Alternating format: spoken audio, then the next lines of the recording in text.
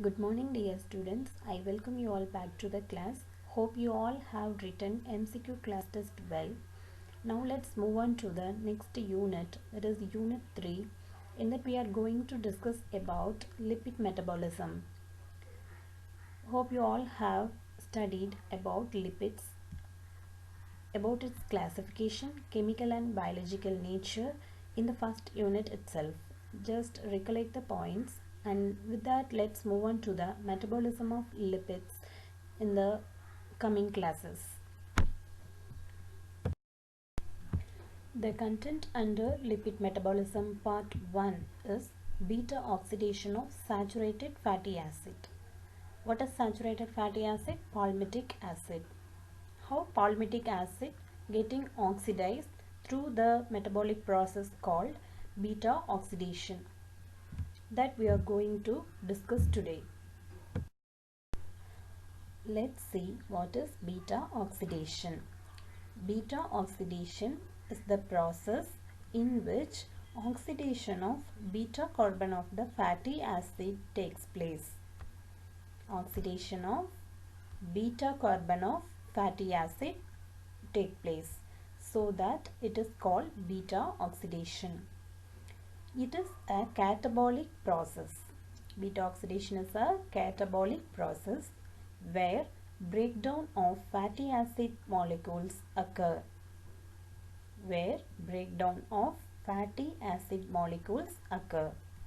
And it occurs in the cytosol in prokaryotes and in the mitochondria in eukaryotes. It generates acetyl-CoA as end product. This acetyl-CoA enters in Krebs cycle for further oxidation. And Krebs cycle and beta oxidation both are oxidative pathways to generate ATP as energy source. So this leads to learn about beta oxidation pathway here, since it is a energy generating pathway and most important pathway in the living cells. So what is beta oxidation? Oxidation at beta carbon of fatty acid occur in the mitochondria of eukaryotes and cytosol of the prokaryotes. It is a catabolic process and it is a oxidative process. It generates end product as acetyl-CoA, which enters in Krebs cycle. What is the precursors for Krebs cycle? Acetyl-CoA and oxaloacetate. So further acetyl-CoA gets oxidized through Krebs cycle to generate ATPs. Even beta oxidation also generates ATP through oxidative phosphorylation process. Since it is an oxidative pathway, it will definitely generate ATP through oxidative phosphorylation process. Here comes the beta oxidation pathway format 1, which involves 5 steps, where substrate is long chain fatty acid and the end product is acetyl-CoA. What are the 5 steps? Activation of fatty acid to enter into beta oxidation process, and the actual beta oxidation process has 4 steps, where dehydrogenation, hydration, dehydrogenation and cleavage reactions are involved. The coenzymes involved in actual beta oxidation is FAD and NAD+. So through which oxidative phosphorylation process occurs in ETC chain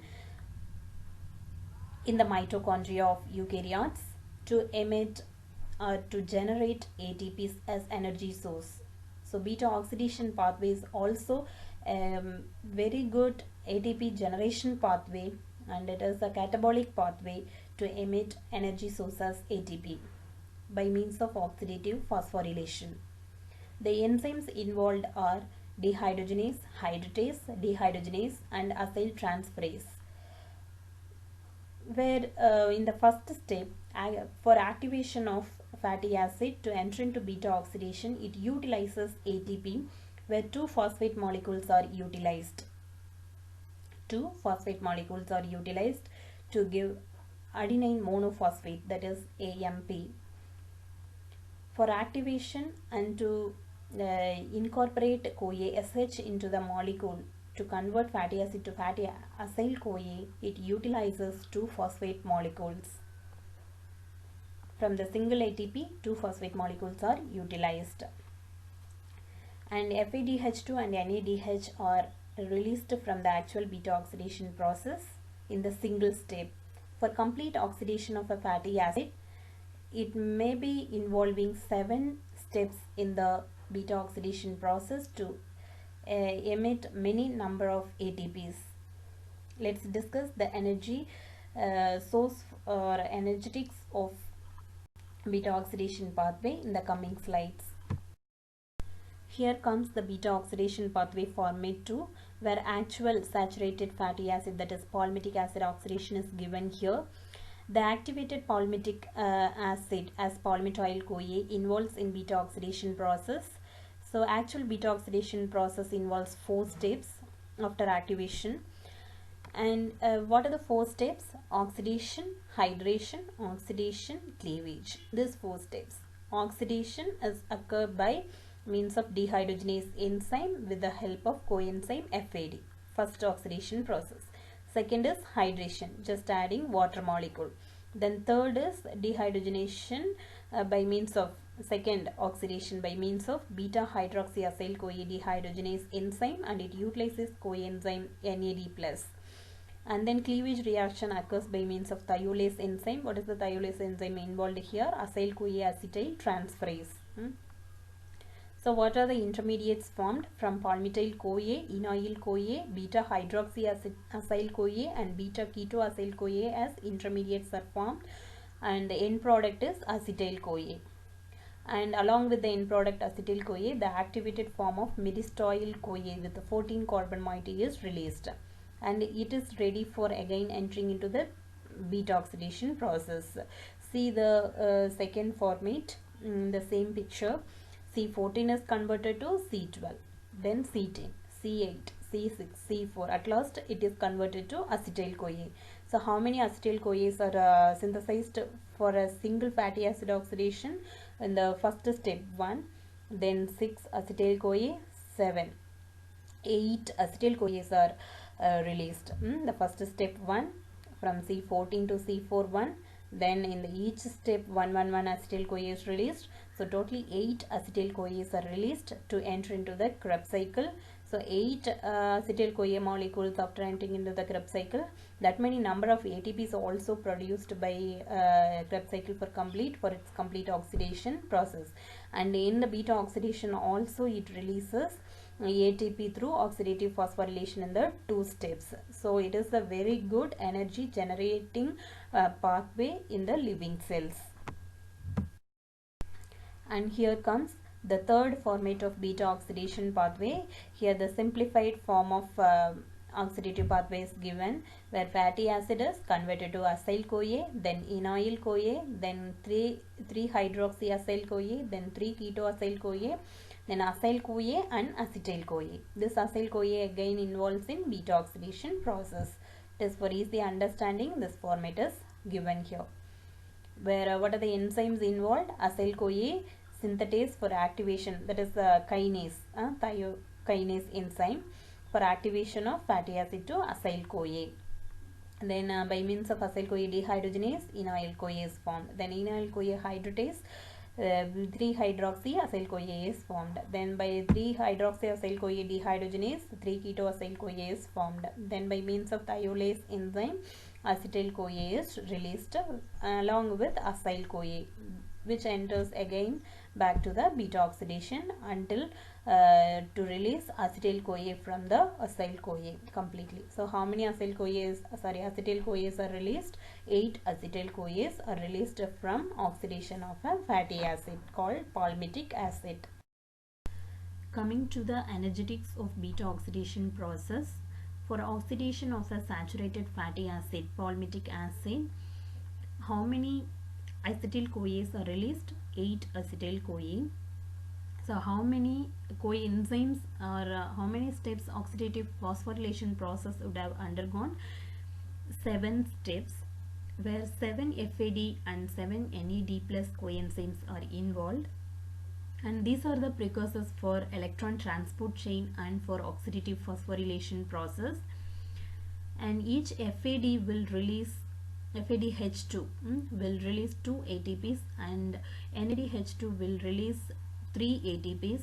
Thereby, from 7 steps, 14 ATPs from FADH2 and 21 ATPs from NADH2 are released, where for activation of palmitic acid 2 ATP molecules are utilized. Since 2 phosphate molecules it has taken to release pyrophosphate.